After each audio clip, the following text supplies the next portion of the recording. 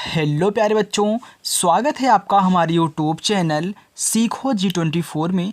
तो बच्चों, आज की इस वीडियो में हम जानने वाले हैं जड़त्व के बारे में। अब जड़त्व की परिभाषा क्या होती है, जड़त्व कितने प्रकार का होता है, कैसे पहचानेंगे कि यहाँ पे जड़त्व लग रहा है, सब कुछ अच्छे तरीके से बताने वाला हूँ बच्चों। बस वीडियो को लास्ट तक देखिएगा और अच्छे से समझिएगा। ओके, चलिए देखिए। सबसे पहले मैं यहाँ पे शुरुआत करता हूँ जड़त्व। जड़त्व को इंग्लिश में बोलते हैं बच्चों इनर्शिया, यानी कि इनर्शिया का मतलब होता है जड़त्व। चलिए देखिए परिभाषा क्या है उसको हम देख लेते हैं।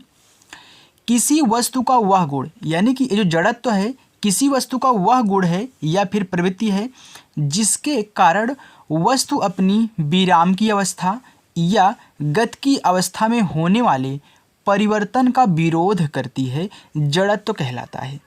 अभी आपको समझ में नहीं आया होगा, बस आप परिभाषा सीख लिए। चलिए अब मैं जब आपको प्रकार सिखाऊंगा ना, तो उसमें आपको विराम की अवस्था या फिर गति की अवस्था क्या होती है आप अच्छे से समझ जाएंगे। चलिए देखिए, तो जड़त्व का प्रकार देखिए बच्चों। जड़त्व के प्रकार, जड़त्व 3 प्रकार का होता है। पहला आपका है विराम का जड़त्व। अब विराम का जड़त्व क्या है, सबसे पहले आप परिभाषा देख लीजिए, इसके बाद मैं अच्छे से समझाऊंगा।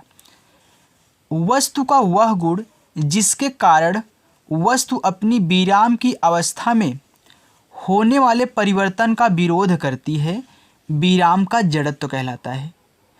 देखिए ये उदाहरण, बस के अचानक चलने से उसमें बैठा यात्री पीछे की ओर गिर जाता है। जैसे बच्चों, जब बस खड़ी रहती है आप उसमें बैठे रहते हैं, जब बस अचानक एकाएक चल देती है तो आप पीछे की ओर झुक जाते हो ना, पीछे की ओर गिर जाते हो ना, तो क्या होता है। जैसे देखिए बस खड़ी थी, विरामावस्था में थी, आप भी विरामावस्था में थे, लेकिन जैसे ही बस अचानक चलने लगी आपका जो निचला भाग था वह गाड़ी के संपर्क में था। जैसे ही बस चली वैसे आपका निचला भाग भी गति की अवस्था में हो गया, लेकिन आपका जो ऊपरी भाग था वह विरामा की अवस्था में था। यानी कि उसने क्या किया, जब वो पीछे की ओर झुका वहीं वो अपने विराम की अवस्था में होने वाले परिवर्तन का विरोध किया, तभी वह पीछे की ओर झुक गया या फिर पीछे की ओर गिर पड़ा। बात नहीं समझे ना। देखिए बस पे आप बैठे थे, आपका निचला भाग बस के संपर्क में था, बस भी विरामावस्था में, आपका पूरा बॉडी विरामावस्था में, लेकिन जैसे ही बस अचानक चलने लगी आपका जो निचला भाग था जो बस के संपर्क में था वो भी क्या हो गया, गतिमान हो गया ना बस के साथ में। लेकिन ऊपरा भाग, ऊपरी वाला भाग जो कि विरामावस्था में था वह उतनी जल्दी नहीं बस के संपर्क में आया, इसलिए वह विरामा अवस्था में होने वाले परिवर्तन का विरोध किया, इसलिए पीछे की ओर क्या हुआ, झुक गया या फिर पीछे के बच्चों गिर गया। चलिए ये तो हो गया आपका विराम का जड़त्व। चलिए आगे हम देखते हैं दूसरा क्या है। दूसरा हमारा होता है बच्चों गति का जड़त्व। अब गति की जड़त्व की परिभाषा देख लीजिए, मैंने अच्छे तरीके से सब कुछ नोट डाउन किया है, आप इसे अपनी कॉपी पर उतार करके याद कर सकते हैं।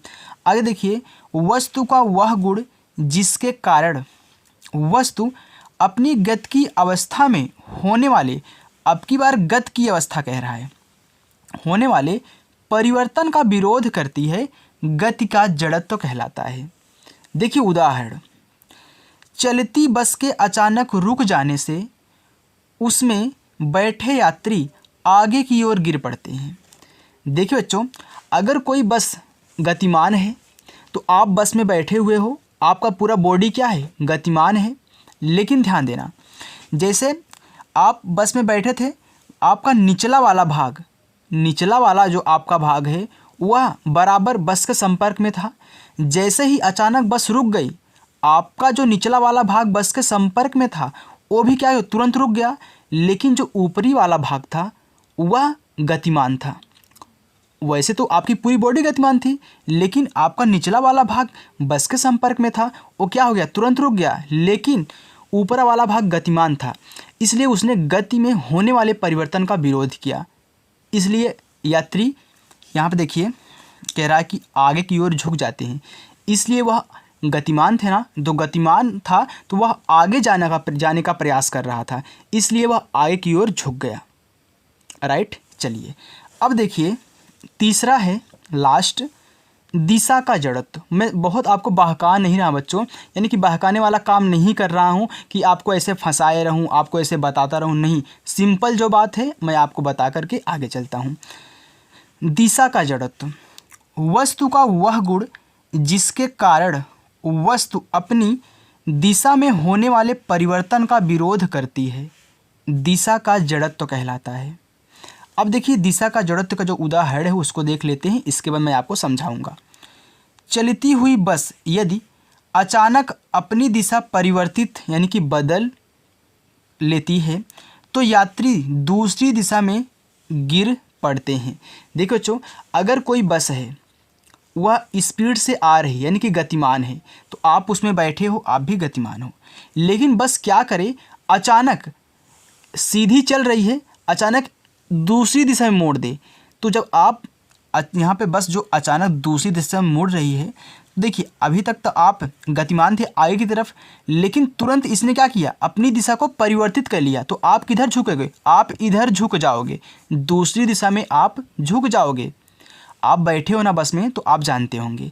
देखिए अगर बस में नहीं बैठे हो तो चलिए मैं आपको ठेले पे बैठा देता हूँ।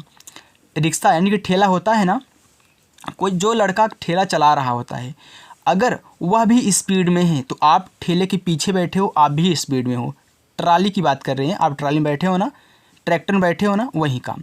देखिए जब वो अचानक क्या करे, अपनी दिशा को परिवर्तित कर ले, आगे की तरफ बढ़ रही है, अचानक अपनी दिशा में दूसरी तरफ मोड़ दे, तो क्या होता है, जो ठेले या फिर जो ट्रैक्टर के पीछे ट्राली में बैठा होता है वह दूसरी दिशा में मुड़ जाता है।